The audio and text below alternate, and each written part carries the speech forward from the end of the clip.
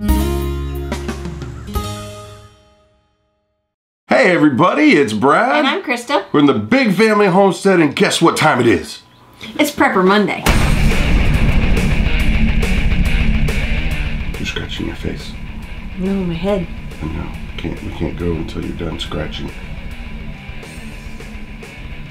I'm done scratching now. Okay, let's go.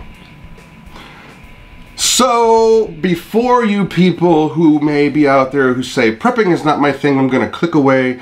They're usually good on that channel, but ick. Preppiness. Hang tight, because I guarantee you that the stuff that we're gonna talk about will benefit you. We have got a list right here. Stop eating the display. They're yummy. They are yummy. We got a list of stuff that, these are practical things for regular day-to-day living. And when we say prepping, we're really what we call prepsteaders.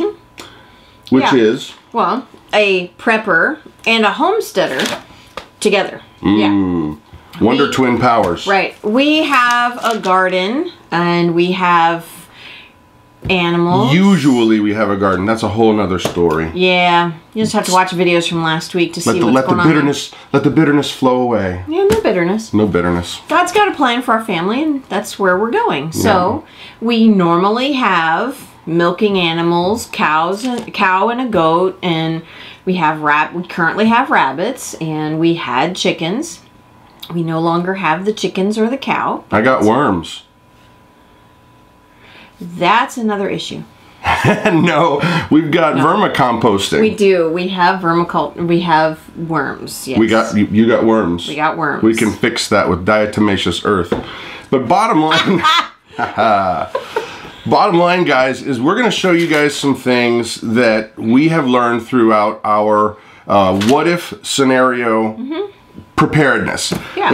And you guys, the regular day-to-day life that we all live is all great and fine and dandy, but nobody wants to think about what if there was a tornado that came through, or what if I lost my job, or you had a snowstorm. Yeah. Or you couldn't get to the store for whatever reason. Your car broke down. Yeah. You know? Yeah. What if you're stuck in the wilderness? You know, these are those things where you don't really just sit down with a calendar and go, you know what? I think I'm going to be abandoned in the blah, blah, blah, blah, blah on this day.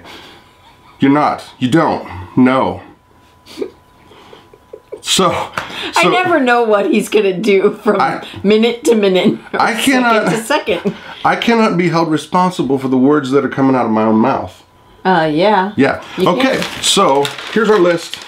What if scenarios, guys, and it will benefit you even if you think you don't need it. Yep. Trust me. Yep. So first things first, the absolute key, one of the huge ones, one of the trifecta of life is water. Trifecta? Yes. You need water. Okay, so what are the other two? Warmth and cheese puffs. No. No, just kidding. Water. You absolutely have to have water. Without water, there is no life. And you cannot go long without having water. Nope. So, we thought we would just talk just a little bit on what we have got going on and different things, criteria that will help you in your situation. Okay. First things first, if you don't have some sort of rain catchment system, first of all, you got to find out if it's legal in your area. Yeah, that's really wacky. That's totally goofball. Yeah. That the government would say you can't keep rain. Or they charge you for it. Like, how's it their business at all? But rain catchment system, if you have it.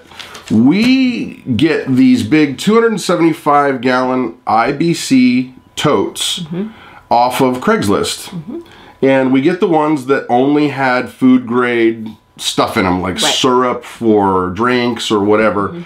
But you can usually pick them up for about 50 bucks. Yeah, they're really, really inexpensive. Yeah, and I have right now, is it 4 that's daisy chained out back? Yeah, I think so.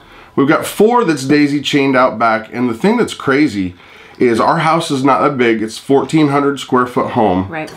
And we only have it coming off of one section of the roof. Well, and it's in a corner, so we've got this slant of a roof and then this slant of a roof all coming down to one spot. But it's not the whole of the roof. It's probably a third, maybe a third or a quarter. I would think maybe a quarter, if that. But it stays full all the time. Yeah.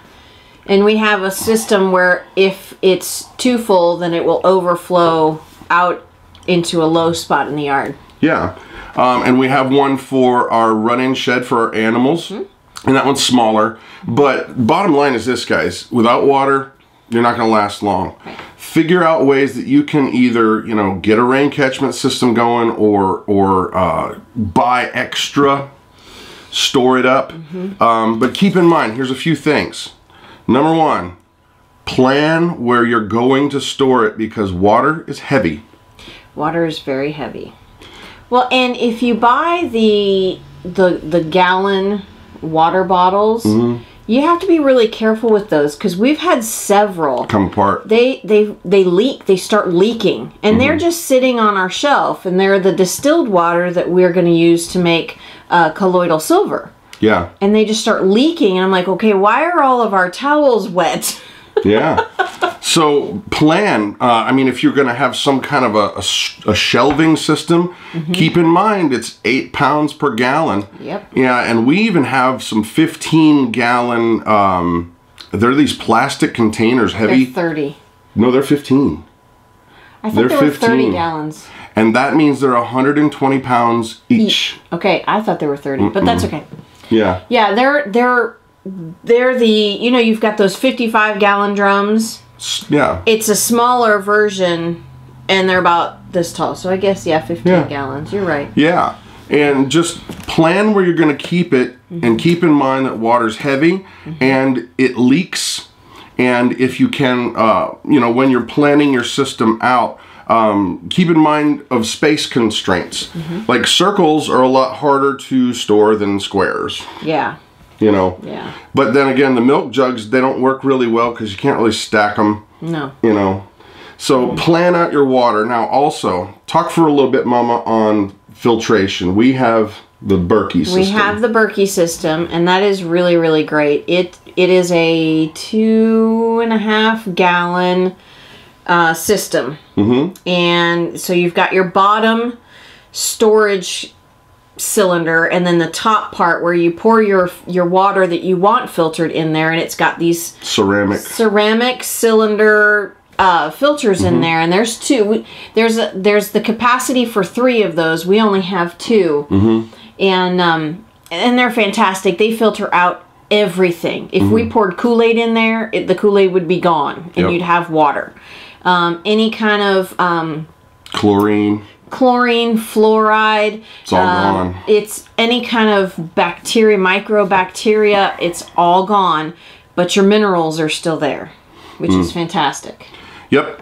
And also, if you want to build one on the cheap, we're going to have the filters down in the description below, the actual ceramic things. They're generic, so they're really cheap. Yeah. But Tommy over at the Off-Grid Nation channel, that's one of his videos that's done really well for him, and he shows you how to make it out of 5-gallon buckets and the cheap filters, because you don't need to spend a lot of money. We got the Berkey system when we were just first starting out because we didn't really know any better. Right. It works great. Yeah. And I'm not regretting it, but you don't have to spend all that money. You don't. No. Also, they have these little life straws, okay? A life straw, just basically, you know, if you're stuck out somewhere and you might be in a sketchy water situation where the only water you have access to might be a pond. Stagnant water.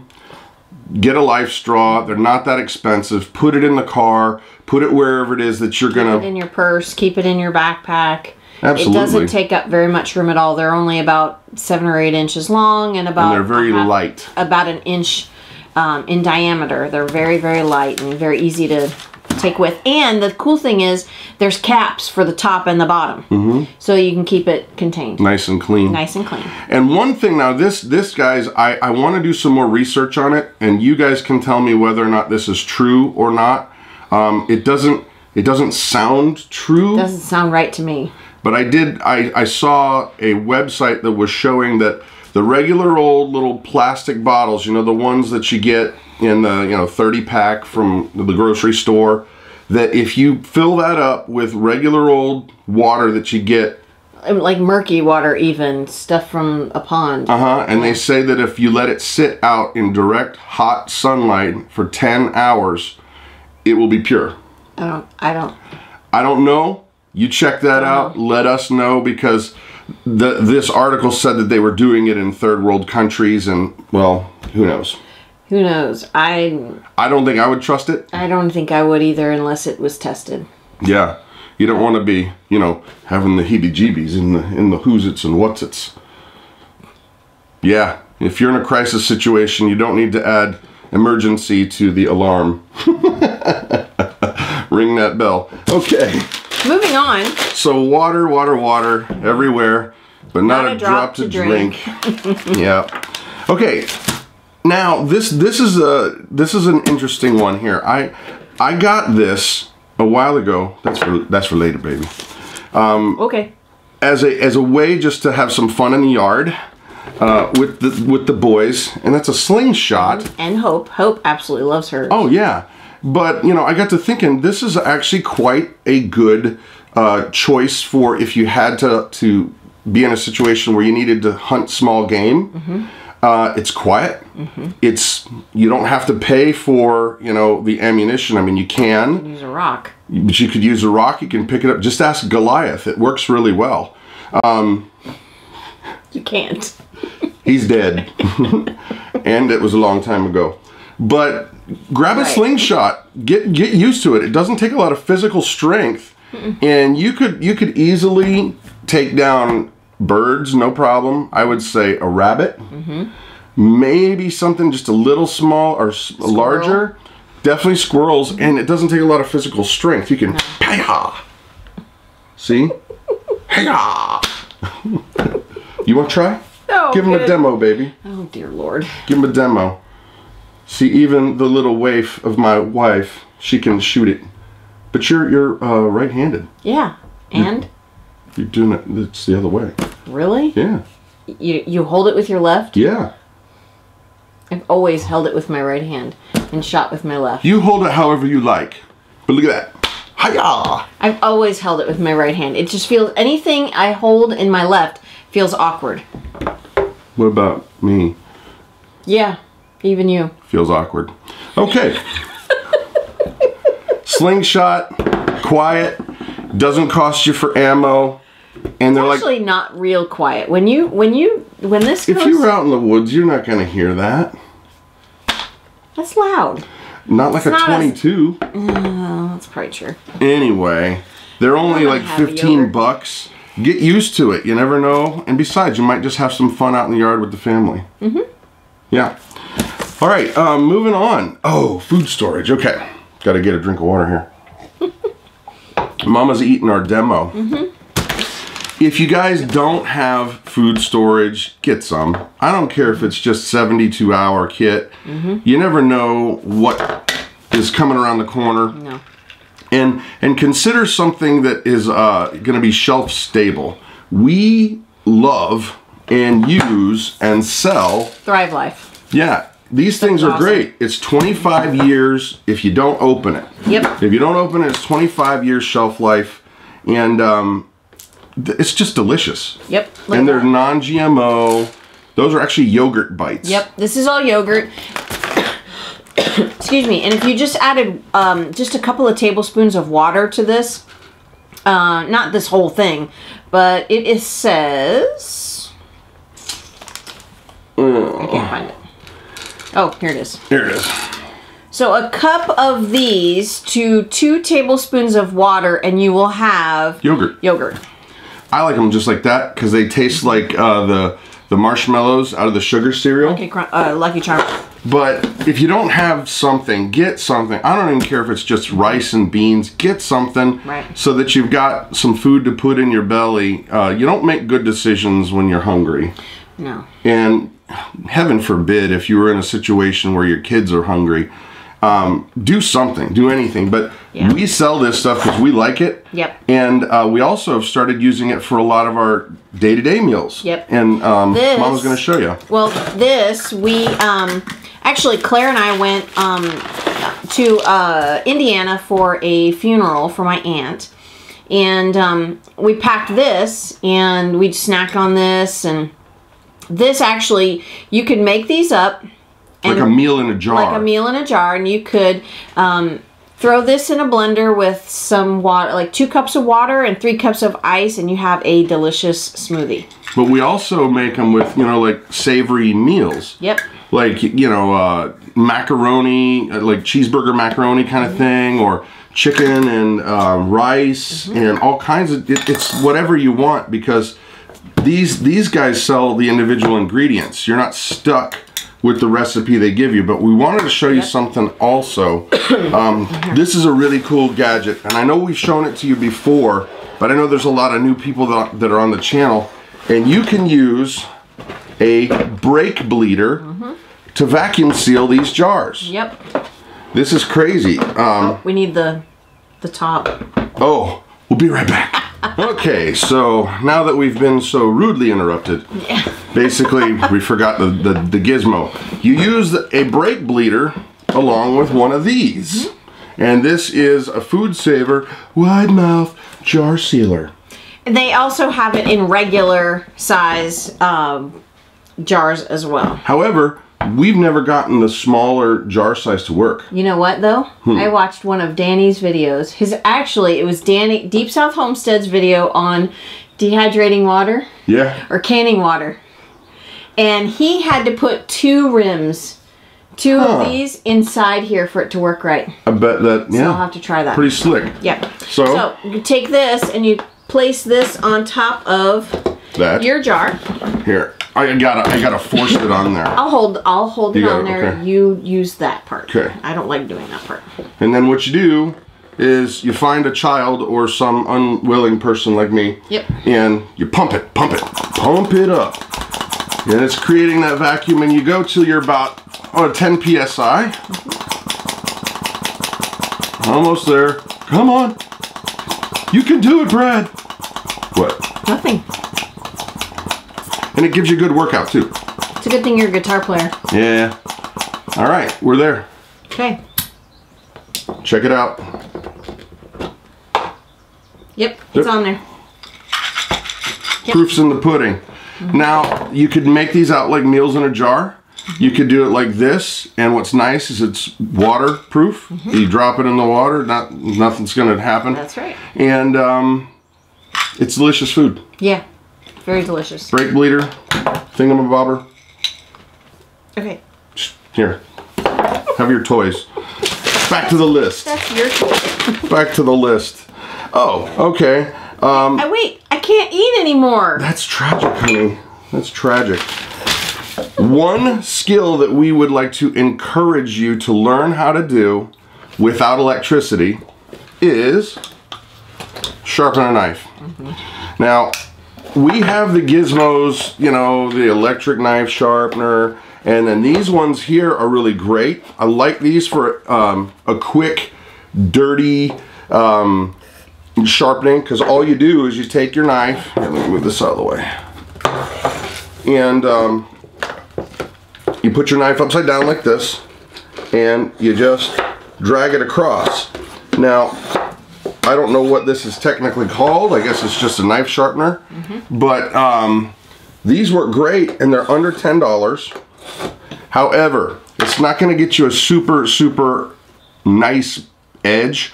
They work well for like a quick and dirty thing if you've messed up your blade and you need to just get a quick sharpen.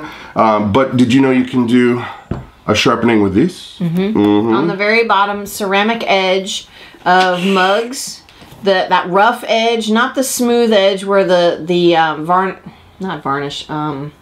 finish. The finish. I can't remember what it's called. Some people call it Swedish, but I prefer finish.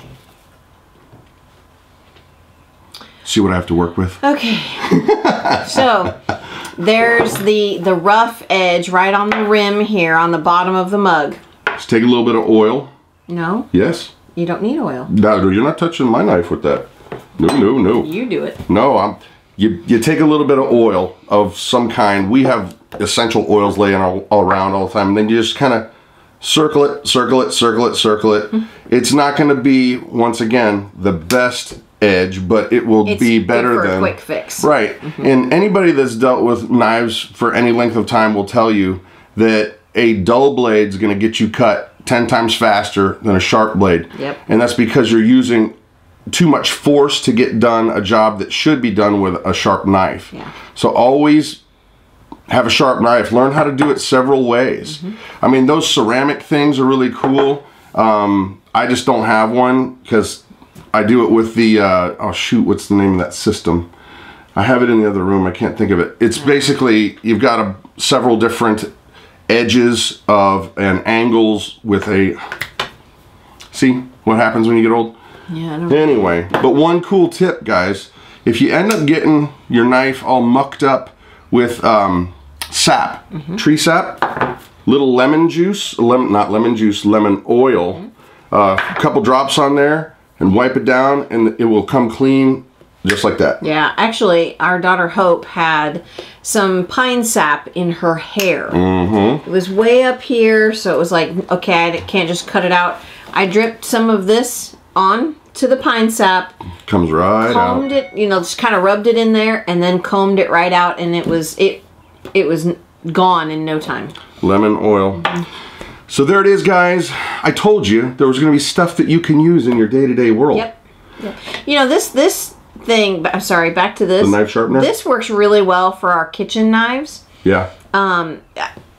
I'll sharpen this up before I go to cut any tomatoes. Oh, yeah. It just slices right through them. That's a pet peeve. I cannot stand trying to cut a tomato with a dull knife. Yeah, it's like sawing through. When you mush it up with it's blah, blah, anyway, blah. So anyway, I hope that you guys have liked the video. If you did, well, please like and subscribe. Yeah. And if you didn't, sorry.